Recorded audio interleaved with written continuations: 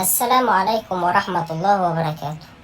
انتشر في الساعات الأخيرة الماضية فيديو جنسي لحكم مباريات ومدير لجنة الحكام في الدوري التركي الممتاز، وقامت الشرطة بالتحقيق في الواقعة وقامت بوقف الحكم مدى الحياة.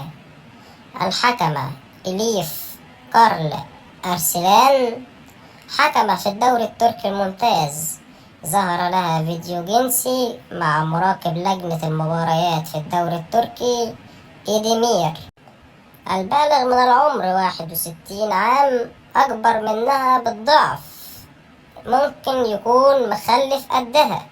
انتشر ليهم فيديو جنسي بعد المباراة الأخيرة اللي قامت أرسلان بتحكيمها. انتشر الفيديو، يلا بينا نشوف الفيديو ونرجع تاني.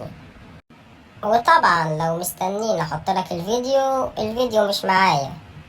وبكده يكون الفيديو بتاعنا انتهى. لو عجبك الفيديو ما تنساش تعمل لايك للفيديو واشتراك في القناة وتفعل زرار الجرس علشان يوصلك كل جديد من قناتنا المتواضعة، قناة اخبار ومنوعات.